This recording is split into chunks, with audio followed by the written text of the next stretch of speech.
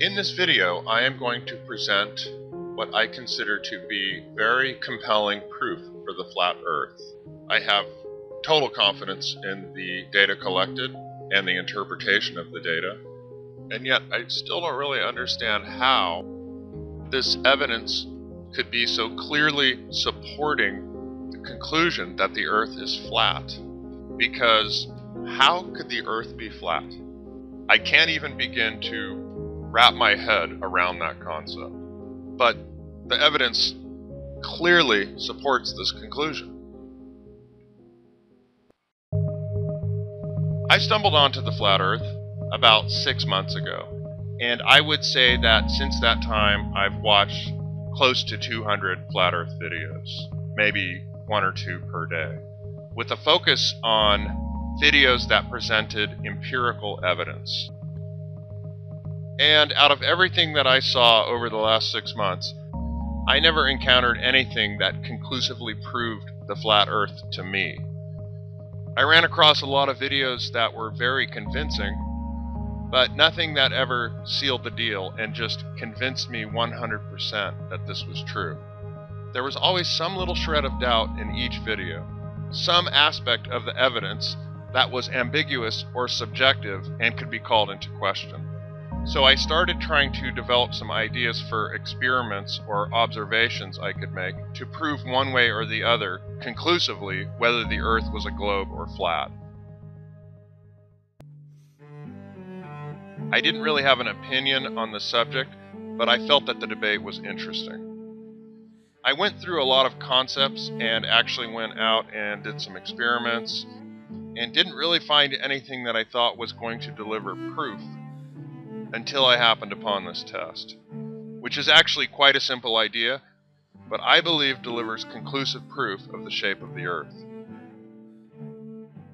Part of the research for this test, once I came up with the idea, was that I had to find specific geologic features in a particular alignment with one another, and that took quite a bit of time. I spent a lot of time looking at maps on the internet and ordering maps off of Amazon and eBay and looking at those, just doing a lot of different types of research trying to find what I was looking for. As it turned out, what I was looking for happened to be in a place my wife and I hike in quite often, actually. It's a really amazing place to hike. We love going up there. It's called the Shining Rock Wilderness. It's located about an hour south of Asheville, North Carolina, on the Blue Ridge Parkway. And it's a really unique place. It's unique in that it has multiple peaks over 6,000 feet that are grassy balds, whereas most of the mountains in the southern United States are covered with trees. So you can hike up there and hike over these balds, and on a day with good visibility, you have a 360-degree view of about 60 to 70 miles, in which you can see hundreds of mountain peaks. So once I had identified the appropriate geologic features and mapped out the approximate locations where I could conduct the observation, then my wife and I went up to the Shining Rock Wilderness, and we did, actually, it took us about 6 times altogether of doing much longer hikes than we normally do.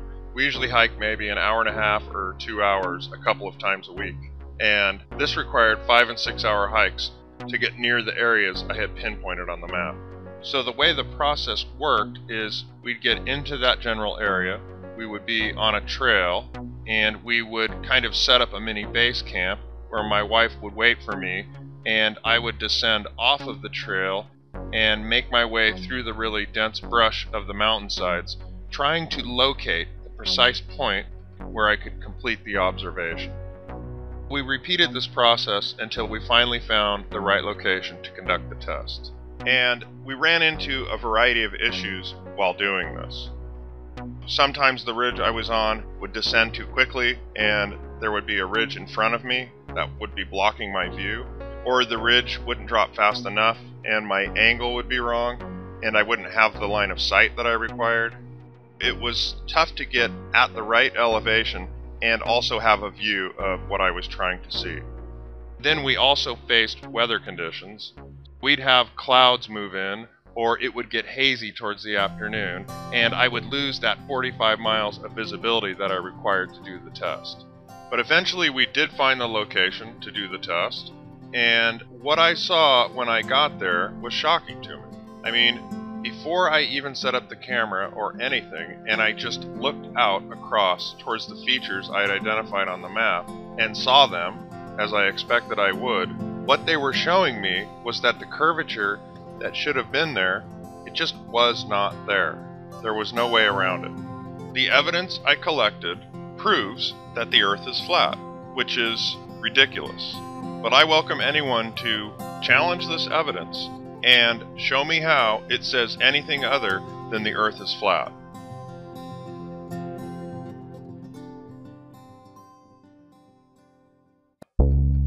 Okay, so as to the design of the test, I'd like you to take a look at this beach ball, which is obviously spherical, as the Earth is claimed to be. So we're going to zoom in on a section of the beach ball, and imagine you have three objects affixed to the surface that are all the same height and in a row. So in this case I use toothpaste caps because we're all familiar with those.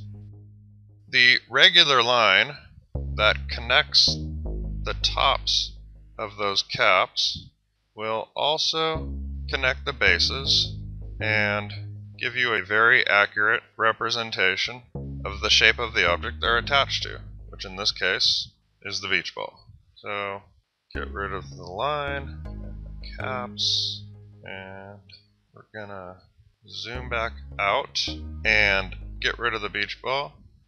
In its place, we have the globe. Again, we're going to zoom in on a section of the globe, and same thing. Imagine you have three objects that are the same height, all in a row.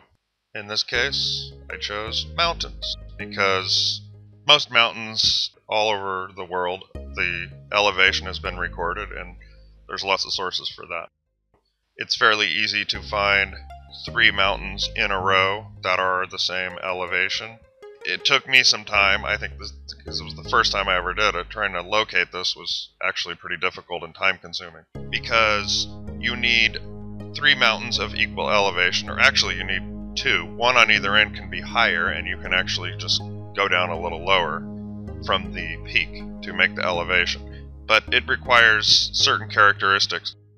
Those three mountains have to be in a straight line. Two of them have to be the same elevation. The third one has to be the same or a little bit higher. And the peaks also that you're observing have to be prominent. In other words, they have to raise up above the surrounding landscape. So mountains around those mountains. And they have to be prominent enough to where there aren't any mountains in between them that are taller. So they have to be tall mountains in a row without tall mountains in between them. So it's a little challenging to find this. It does take some research and maybe even going out and doing some observations and scouting around on trails, which is what I did. But it is doable. I think if someone wanted to repeat this at this point, with my help and some tips, it could be done fairly easily. And I would say that there are hundreds of instances of mountains of similar or the same elevation in a row all over the world. That being said, this is the same as the toothpaste caps. The regular line that connects the tops of those mountains will also connect the bases of those mountains and give you a very accurate representation of the shape of the object they are protruding from, which in this case is the Earth. Okay, get rid of the line and the mountains, and we're gonna zoom back out. Now we're gonna look at, instead of a sphere, we're gonna look at a flat surface. So in this case, it's a ruler. And again, imagine you have three objects that are all the same height attached to the surface. And again, we have the toothpaste caps, and again, the regular line that connects the tops of those caps also connects the bases of those caps and gives you a very accurate representation of the object they are attached to, which in this case is the ruler. And if we get rid of the caps and the ruler, instead we have a flat Earth and 3 mountains that are all the same height, then we have the same phenomena, that the line that connects the tops of the mountains also connects the bases of the mountains and gives us a very accurate representation of the object they're protruding from, which in this case is the Earth. Okay, so we're going to get rid of the line and the mountains and the flat Earth, and we're going to go back to the globe for a moment here, and if we zoom in once again on our section of the globe and we put our 3 mountains back, and for the sake of this demonstration we'll call this mountain number 1, and we'll call this mountain number 2, and we'll call this mountain number 3. So if you're standing on mountain number 1 and it's 5,400 feet and you're on a globe, and mountain number 2 is 5,400 feet and mountain number 3 is 5,400 feet, then if you're looking from mountain number 1 to mountain number 2, your line of sight is straight. But the surface that the mountains are protruding from, which is the surface of the Earth, is curved. So your line of sight is straight, but the surface of the Earth is curved, and so therefore you would never see mountain number 3, because the curvature introduces declination, visible declination of mountain 3, and it's going to drop down. Particularly if this distance right here between mountain number 2 and mountain number 3 is vast, 30, 40, 50 miles, then you're looking at many hundreds and even thousands of feet of declination, which is visible sinkage of the mountain. So it's literally sinking out of view from your horizontal line of sight over the top of the 2 mountains. Okay, that makes sense. So we're going to get rid of the line of sight and the mountains, and we're going to zoom out again and get rid of the globe, and let's go back to our flat Earth and our 3 mountains on the flat Earth. So if we call this mountain number 1, and this is mountain number 2, and this is mountain number 3, if you're standing on mountain number 1 and looking across to mountain number 2, then mountain number 3 should be either just barely visible or just barely obscured behind mountain number 2. And if you're somehow able to move perpendicular to the line created by the alignment of the 3 mountains, say 100 or 200 feet, and then look across to mountain number 2, and these peaks are all prominent, in other words, they're standing individually with nothing obscuring the side of them, then if you can move 100 or 200 feet off to one side, when you look across past mountain number 2, you would see mountain number 3. And of course that's on a flat Earth. So your line of sight would be right at mountain number 3. So that's the basic premise of the test. Find 3 mountains in a row, 2 of them of similar or identical height. One of them can be slightly higher, but put myself at the same exact elevation of the other 2 and look across and record the observation and see, is mountain number 3 visible, or is mountain number 3 not visible because the Earth is curved and it has visually declined by a significant distance? That's the test. Part of my quest in trying to put this test together was not only to find 3 mountains that were the same elevation in a row, but also 3 mountains that were well known and well photographed, so that anyone watching this video could validate for themselves that indeed I was actually recording the mountains that I claimed I was recording. So one of the mountains is Tennant Mountain, which isn't actually in the video, but is where the camera was placed to capture the shot. And actually I was on a ridge down in front of Tennant Mountain. And the foreground mountains, and in particular Frying Pan Mountain, is a really recognizable mountain. It's got a Forest Service tower on top of it and 2 communications antennas. Also included in the shot, but not really part of the test, is number 4 here, as you can see, Mount Pisgah. And Mount Pisgah also has a tower on the top of it, and it's a really popular spot for hikers, just like Frying Pan Mountain is. and both of the mountains are very well photographed and well known, so it's going to be real easy for anyone to validate that the mountains I claim are in the video are the actual mountains in the video. As for the mountain in the background of the shot, Graybeard Mountain, there aren't quite as many pictures of it on the internet, but they can be found. And Graybeard Mountain is part of the Black Mountain Range, which rises up out of Black Mountain, North Carolina.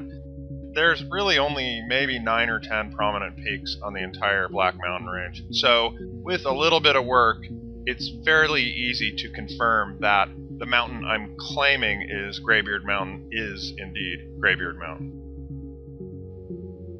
Okay, and to do a little more validation here of my data, I have Google Maps. As you can see, there's Tennant Mountain listed. I was actually a little less than half a mile in front of Tennant Mountain. Not really at the peak, but down in front of it.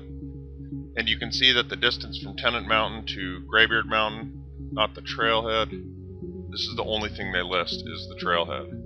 The mountain is actually right there, so it's a little bit further. They don't list the mountain for some reason, but you can see the distance is 40.43 miles, and I was about 0.43 miles in front of Tennant Mountain. So it's roughly 40 miles from my location with the camera to the peak of Graybeard Mountain. And then, of course, I'm looking past Frying Pan Mountain, which is somewhere in here, and I have a map for that as well. This is Frying Pan Mountain. See up here, Frying Pan Mountain to Graybeard Trail. Again, it's to the mountain. So this is Frying Pan Mountain. So Tennant Mountain was back here where the camera is, and from Tennant Mountain to Frying Pan Mountain is about 6 miles. Then you can see the distance from Frying Pan Mountain to Graybeard Mountain is 33.79 miles, and I just went with 34 miles. Okay, and with regard to locating images of the mountains that I used, you can see here, here's a search for Frying Pan Mountain. There are lots of images of the tower and from the tower. So there's not a ton of long-range shots of the tower like the one in my video, but they're out there. Here's one here. Mount Pisgah, on the other hand, there are tons of images of Mount Pisgah from a distance, where you can see the antenna and the whole mountain. That's easy to validate. There's another one. And Graybeard Mountain, it's kind of similar to Frying Pan Mountain in that people like to hike up to Graybeard and take photographs from it. So you don't see a lot of photographs of it so much. It's kind of like a bald, or mostly a bald. It used to be completely bald. It's got maybe waist-high shrubs on the summit now. And some of the images of Graybeard are from the wrong angle, so they don't look the same as the angle that I recorded. But I do have one really good source here. There's a website called masterviews.net, and a guy named Ken Gager who took a bunch of photographs of mountains from the overlooks all the way along the Blue Ridge Parkway, and he identified hundreds of mountain peaks in the distance. So this is a really good source. Actually, this image is very similar to the image that I collected. If we zoom in here, he actually shot this from Graveyard Fields, which is about a mile from where I was, maybe 3/4 of a mile. And you can see that the image, when you see what I'll show you a little bit later on, you'll see that it's very similar actually. He identifies Graybeard Mountain right here at 40 miles distance, which is the same distance I claim that it is from where I am. Of course, it's 3/4 of a mile from me, but I'm kind of lateral to his position, so I'm not closer to Graybeard, I'm just off to the side. And then there's Pinnacle, which is 42 miles away, and then these are most of the prominent peaks of the Black Mountain Range. So he's a good neutral source for photography of these mountains, because he has nothing to do with any sort of research of the shape of the Earth. And you can see here's Frying Pan Mountain. That means I'm off down behind this ridge here, which is Graveyard Ridge, off to the side. I'm looking past Frying Pan Mountain at Graybeard Mountain. you'll see that this looks very similar to the video I recorded, the evidence that I'll be sharing with you shortly. So that's some evidence for Graybeard Mountain. If you need to validate that what I'm showing you is Graybeard Mountain, then it definitely can be done. The Black Mountain Range is very identifiable. Like I said, there's probably only about 10 prominent peaks, and that would include all of the ones he lists here. So there's Graybeard, Pinnacle, Potato Knob, Clingman's Peak, Mount Gibbs, Mount Mitchell, which is a great place to hike, Mount Craig, which is another great place to hike. All of these are the most prominent peaks, I would say, of the Black Mountain Range, which rises up out of Black Mountain, North Carolina. Okay, so here's another graphic that I did, which is, it's actually 44 inches long. Every inch equals a mile, and I have all three of the mountains included in this image. So I have Tennant Mountain, where I was located out in front of, and then Frying Pan Mountain and Graybeard Mountain. So you can see that there's a large distance between Graybeard Mountain and Frying Pan, and then a much shorter distance between Tennant and Frying Pan. The green band along the bottom of the image is actually the surface of the Earth, and the curvature that I put in there, it's not really noticeable too much if you look at it, but it is actually accurate according to the mainstream curvature formula. So it's 44 miles, and there's 1,290 feet of declination from the left side of the image to the right side of the image. It curves down ever so slightly. It's not very noticeable, but it does. Now what we're going to do is zoom in on a section of this. Here's Tennant Mountain. The camera was located out in front of it and down below the peak, as it is taller than Graybeard Frying Pan. And I put myself at 5,400 feet with the camera. Actually, the altimeter, which I verified continually along the hike with topographic maps, was giving me a reading of 5,380 feet, which is really more my target height. I wanted to err on the low side. As you can see here, Frying Pan Mountain is 5,360 feet. It actually varies depending on where you go, from 5,340 to 5,360, maybe even 5,370. But it does have 40 to 50 foot trees on the summit, and I had to take those into account because it's a visual observation. So the mountain looks to be, let's say it's 5,350, and it has 40 foot tall trees, so it's 5,390 with the trees on the top. And I'll show you some images of those. So it was roughly the same as where I was. Like I said, I was at 5,380, and Frying Pan is maybe 5,390, 5,380. So close to being accurate that I just went ahead and went with it. And as you can see here, there's 6 miles of distance between Tennant Mountain and Frying Pan Mountain. Here's the curved surface of the Earth, which does curve downward throughout the entire image, whereas the horizontal plane line of sight is flat. You can see there's 6 miles between Tennant Mountain and Frying Pan Mountain, and then as we move along, the red horizontal plane stays level, and the surface of the Earth is curving down. It's declining. And the distance is 34 miles between Frying Pan Mountain and Graybeard Mountain. So in Graybeard Mountain, again, you get different elevation readings, anywhere from 5,370 to 5,410. I assumed it's about 5,390 roughly.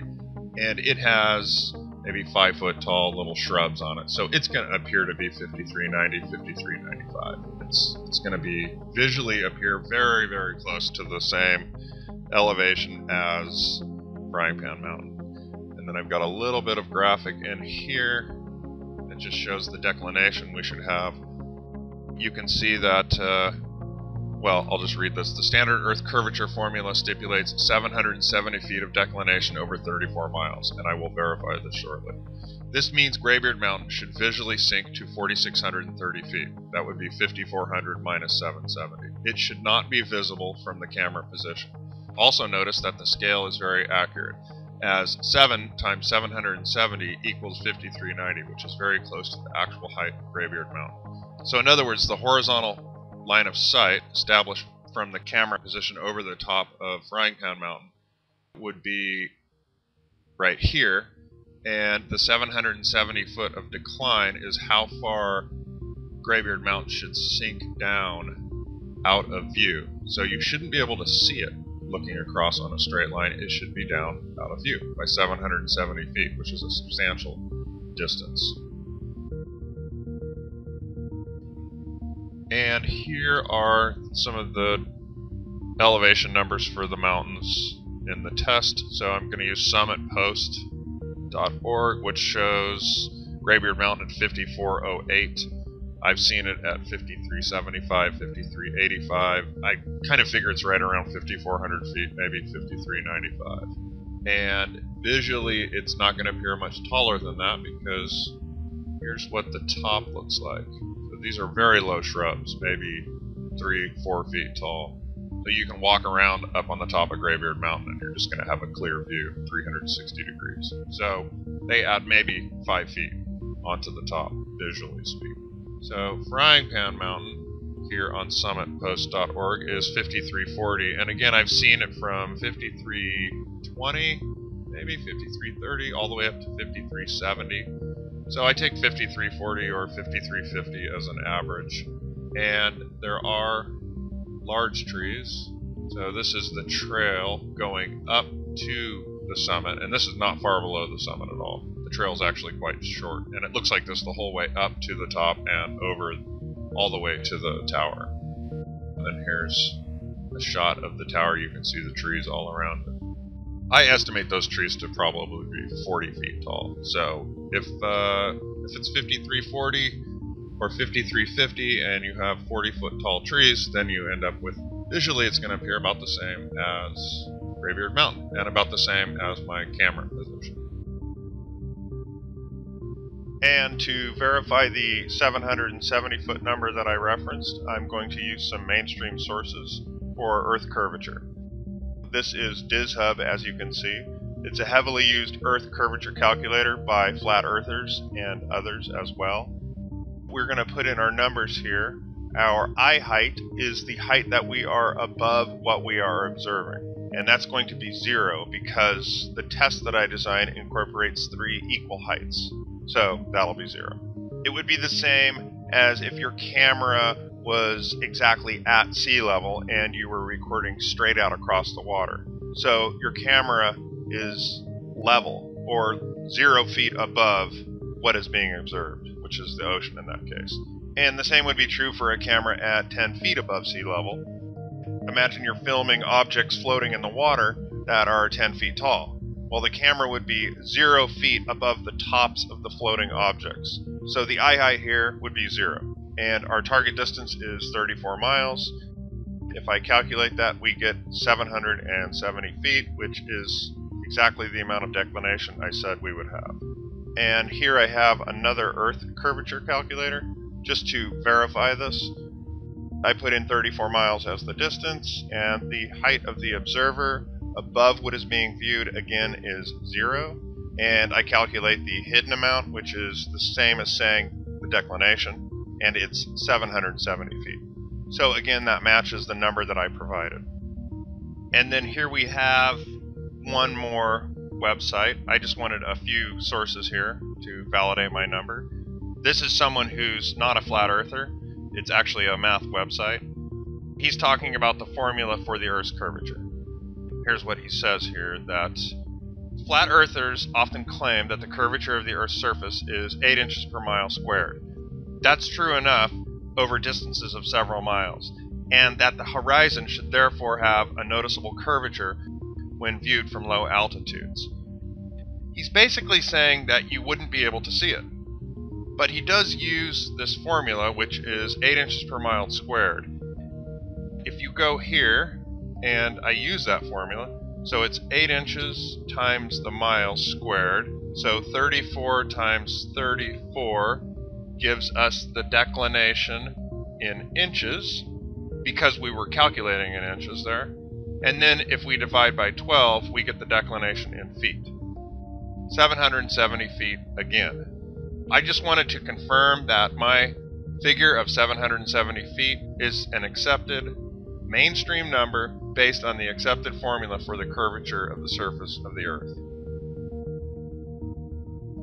Here's a topographic map of the area where we conducted the test.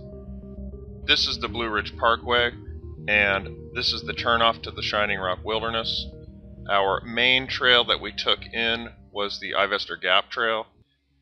What we were really trying to do was get around in front of Tennant Mountain, and I'll zoom in here.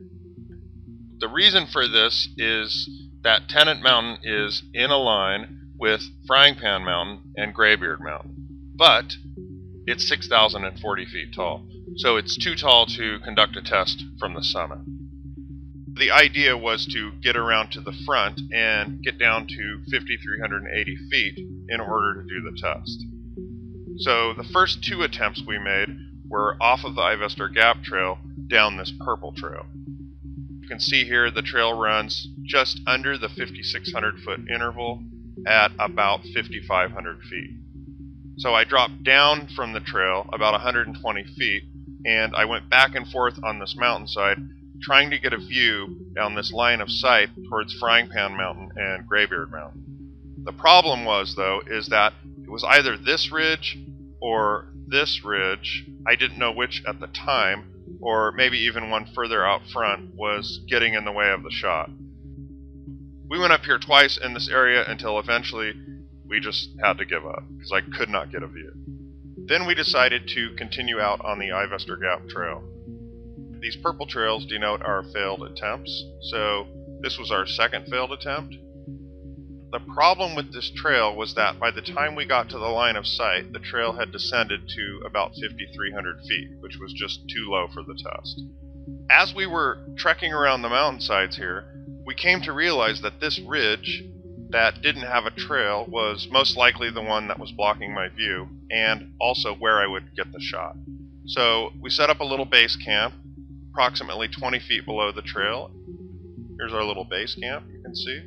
And here's the altimeter, which verifies that we were at 5,670 feet, which is just about right. Because if you look at the topo map here, you've got 5,600 feet. 40 feet for each interval would be 5,640, 5,680. The trail's at about 5,690, and 5,670 would be just about right at 20 feet below the trail. Wisely, my wife decided not to go bushwhacking with me down the mountainside. That was a really good decision. It was extremely difficult. She waited for me here at the base camp, and I started just going down this ridge, trying to find a clearing. Initially I was trying to find a clearing, someplace I could set up a tripod that I'd been carrying with me. Eventually I came to realize that was never going to happen, because the shrubs were never less than about 10 feet tall. This actually took me 3 separate tries. So I went down this trail that I made down the mountainside and made 3 different attempts to find the location to make the shot. And we actually came out here to this base camp and went through this whole process 3 different times. What I was doing was I was just moving back and forth on the hillside, just always looking for a clearing and trying to get that view, until I finally realized I was never going to get a view on the ground, and I had to start climbing trees. I would say I probably climbed about 15 trees altogether, until finally on our 3rd trip I found the tree that was at the right elevation and on the line of sight. Luckily I had the tree saw, which you saw at our base camp, because what I realized was that if you climb up in a tree and it's at the right elevation and you have a good line of sight, you're sitting in the middle of the tree, the branches are all sticking out and blocking your view.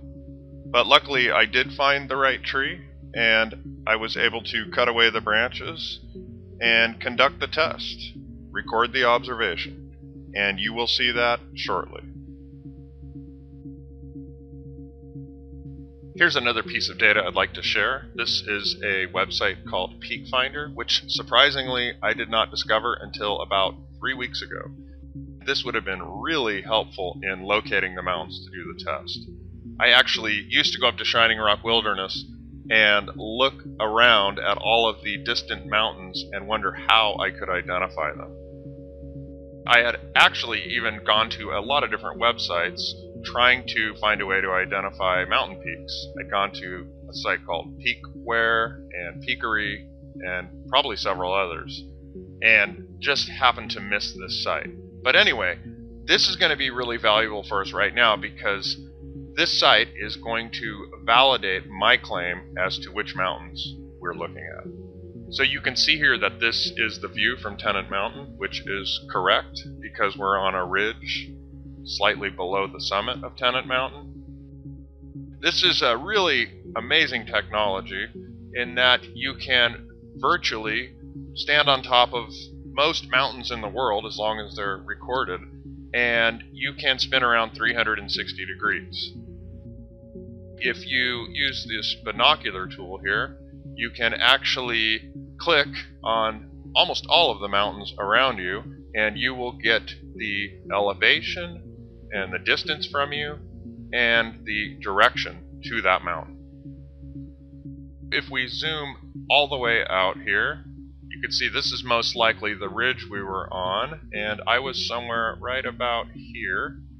And this is probably the first ridge we were on in which my view was obscured. If we zoom in again, you can see that this is most likely the third attempt we made down this ridge, and this trail just dropped too quickly and our elevation ended up being too low. If you look here, you can see the mountains that will be in the shot and look very similar to this. So here's Frying Pan Mountain, here's Graybeard, the two primary subjects of the observation. Here's Pinnacle, which is also in the shot. Here's Mount Pisgah. Again, every website has slightly different elevations.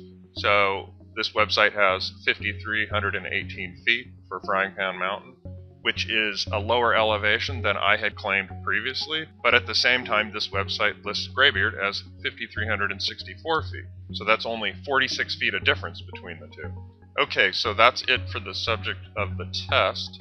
One other thing I did want to show you is if you look over here at this mountain, this is Little Pisgah Mountain. It's listed as 5285 on this website, and Frying Pan is listed as 5318. Most resources for elevations are going to show different elevations for Frying Pan Mountain and Little Mount Pisgah, but the difference is almost always going to be about 30 to 40 feet. So Little Mount Pisgah is always going to be listed as about 30 to 40 feet shorter. And if you look here, you can see that the distance to Frying Pan Mountain is listed as 6.6 miles, and the distance to Little Mount Pisgah is 9.2. If we turn off the binoculars, notice that if you draw a horizontal line across here, Little Mount Pisgah is up higher in the shot than Frying Pan Mountain, because the shot is from the top of Tennant Mountain, which is 6,040 feet. So when you look at the shot that I got, you will see that Little Mount Pisgah appears shorter than Frying Pan Mountain. So the shot actually validates my claim as to the elevation of the camera. Because if I were, say, 50 or 100 feet higher than I claim that I am, which I was at different times, then Little Mount Pisgah would appear taller than Frying Pan Mountain. And it clearly does not in this shot. It's very evident that Little Mount Pisgah, which is further away from the camera than Frying Pan Mountain and slightly lower, does very clearly appear slightly lower. The shot is actually validating my claim about the elevation of the camera. And we have Peak Finder, which is very clearly validating my claim about which mountains we're looking at. Here's a little model I made of Frying Pan Mountain and Little Mount Pisgah to illustrate the concept of the camera elevation really impacting what you see with regard to the perceived height of foreground and background mountains. So you see as the camera moves up, Little Mount Pisgah appears to be taller than Frying Pan Mountain, and if you keep the camera level with the top of Frying Pan Mountain, then Little Mount Pisgah is obscured, and it would appear lower off to the side as it is in this shot. So you can see the camera moves up and it becomes visible, the camera moves down to level with Frying Pan and it's no longer visible. Even here when it's off to the side, it's clearly lower than Frying Pan Mountain, which is exactly as it appears in the video. The distance from camera to Frying Pan Mountain is just about 6 miles, and Frying Pan to Little Mount Pisgah is 3 miles, which is half.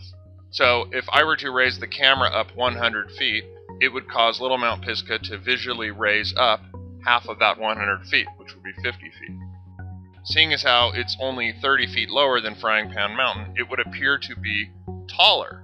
And it does not appear to be taller in the shot. It clearly appears to be lower, just exactly as it is.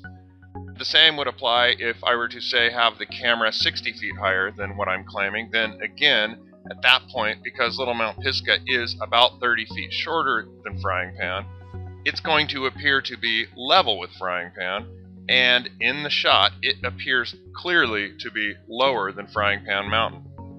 So I would say that the elevation that is being shown by the altimeter is accurate to within 10 feet.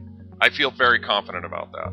Not only because of what I'm showing you here, but because I actually validated the accuracy of the altimeter many times. I did that at the Blue Ridge Parkway overlooks and all along the trails, checking it against the topo maps, and it was always very accurate. Once I was able to locate the right tree and get up into it, I had a little bit of preparation to do.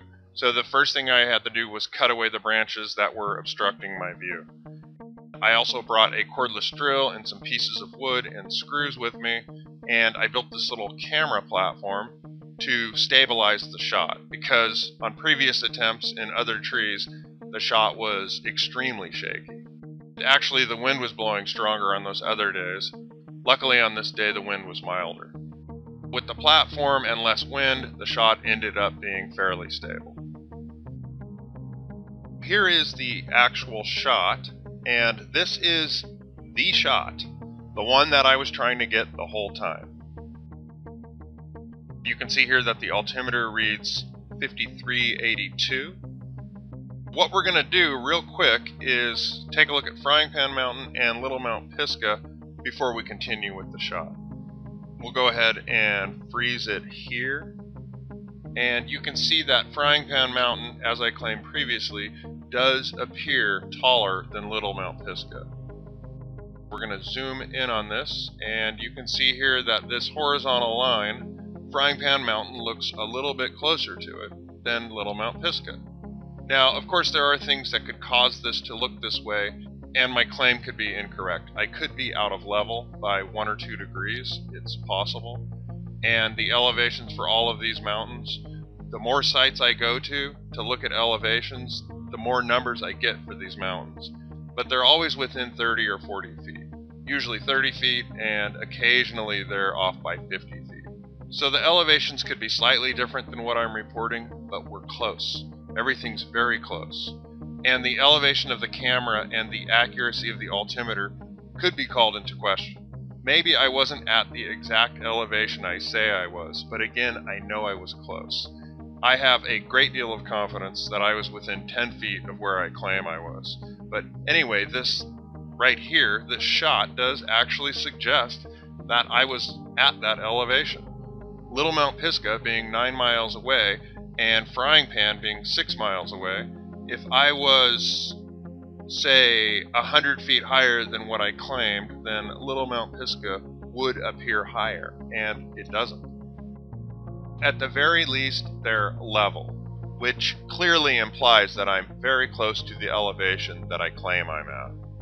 And as I said, there's not enough of a difference possible, or enough of an inaccuracy possible, in either the elevation of the camera, the elevations of the mountains, or how level the camera is, to account for the actual shot of Frying Pan Mountain compared to Graybeard Mountain, because it just does not make any sense.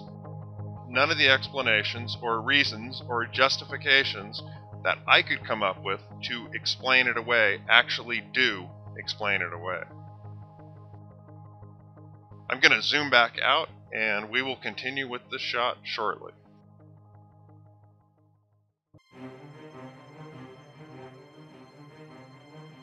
So I'm just going to let this shot run for a while.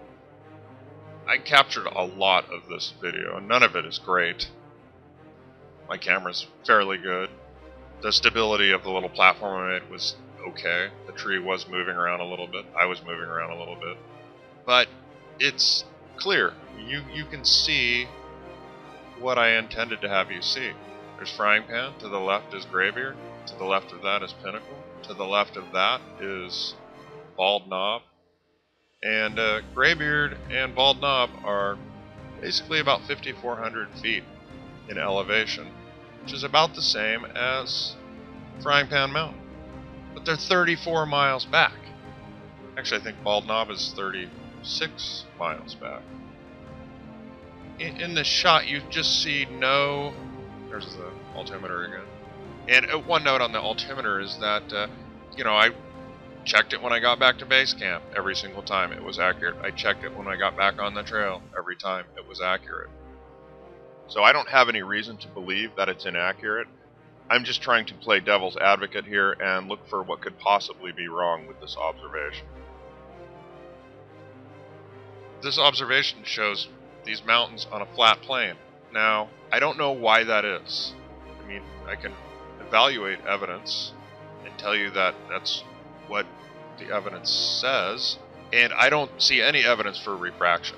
Every single time I went up there trying to capture this evidence, the mountains were at the exact same position. They didn't raise up and lower down. Refraction wasn't moving them around. There was no, unless it was consistently moving them up or down the same way every single time. And every single day since that I've been up at Shining Rock, and I've probably gone there 12 or 15 times since, and I'm always looking over at those mountains. I have like a little line of sight that I can use to check, and the mountains are always exactly the same height. They don't move around. If refraction is occurring, it's the same refraction every single time, consistently, without fail. This shot I find to be completely bizarre. Do I believe that the Earth is flat? That's a big leap to make. A really big leap to actually believe in a conspiracy theory of that size. It is craziness. But what am I supposed to do with this evidence? I don't really know. Honestly, I don't really know. But I felt compelled to make this video. I felt compelled to collect irrefutable evidence one way or the other, so I could end the internal debate I was having about it and answer the questions I was having regarding flat Earth, because I did find the debate interesting. What we're going to do is we're going to freeze the shot right here, and this is the shot that I was attempting to capture the whole entire time. And this is Frying Pan Mountain, as you already know. This is Graybeard. This is Pinnacle, which, as you can see, is roughly 250, 255 feet taller than Graybeard Mountain, and that's kind of the average of all the different sources. And then there's Bald Knob, which I haven't mentioned before, but we'll just take a quick look back at Peak Finder to confirm that Bald Knob is the peak we're looking at. So here's Frying Pan, here's Graybeard, and then here's Pinnacle, and here is Bald Knob. They show, I think, on this site, Bald Knob is, 15 feet higher than Graybeard? But again, I went with the averages of a lot of the other sites that I was looking at, topographic sites, and some of the other peak locating sites. Again, it's kind of irrelevant, because if I were to change the elevations 30 or 40 or 50 feet here and there, we still essentially get the same result of the observation.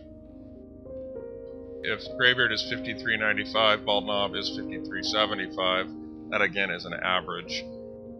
Graybeard is 34 miles from Frying Pan Mountain. Bald Knob is 36 miles from Frying Pan Mountain. If we put a horizontal line in here, you can see that the line barely touches Graybeard, and it's slightly above Bald Knob. Now maybe that's 100 feet or more, so that might not be, I might be slightly out of level, like I had mentioned previously. So what I wanted to do is show you that if I tilt the image and get Graybeard and Bald Knob to both touch the line, or just barely miss it here on Bald Knob, which would be really accurate, it really makes no difference. The line is hitting about the same place on Frying Pan Mountain. So what I'm going to do is just leave it the same. Furthermore, the other thing is that Bald Knob is actually 36 miles away, whereas Graybeard is 34 miles away. If I were to go to the Earth curvature calculator, you can see here that 36 miles away gives 864 feet of declination, whereas 34, as we already know, gives 770.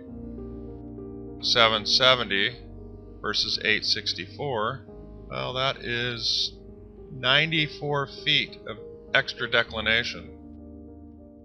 What that means is that bald knob on a curved Earth should actually appear a little bit lower, but as I said, I can tilt it either way, and it just doesn't make enough of a difference. So I would say we're within the margin of error everywhere here. So what I want to do is, first of all, point out the fact that Graybeard Mountain should be down 770 feet. Down this way, somewhere around in here. And it should appear lower than Frying Pan Mountain. And the fact that Bald Knob and Graybeard are essentially the same elevation, you can draw a horizontal line across them. And you're going to get a really accurate result. You're going to know that what you think you're looking at is what you're looking at. The camera's not tilted radically, giving the illusion of Frying Pan Mountain being lower. Frying Pan Mountain is lower, clearly, and it should be higher, visually speaking. Okay, so we're going to get rid of the horizontal line and Frying Pan Mountain and Graybeard. And we're going to leave Pinnacle and Bald Knob because they are roughly the same distance from the camera position, and the average difference in elevation between the two is 260 feet, which looks like this. So, that is 260 feet. And again, that is an average of the resources that I used for elevations.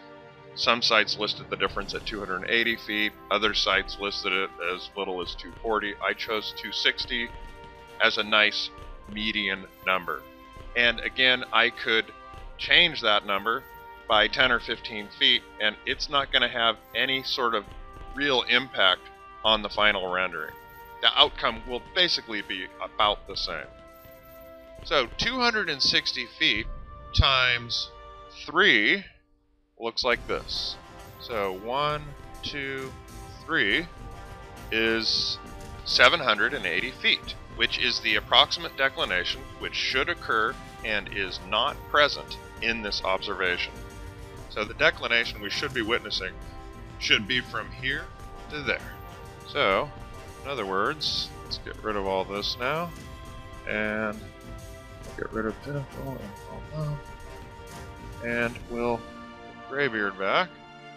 So what we're going to do is we're going to take our scale reference for the declination that we should be observing and move it over to Graybeard Mountain.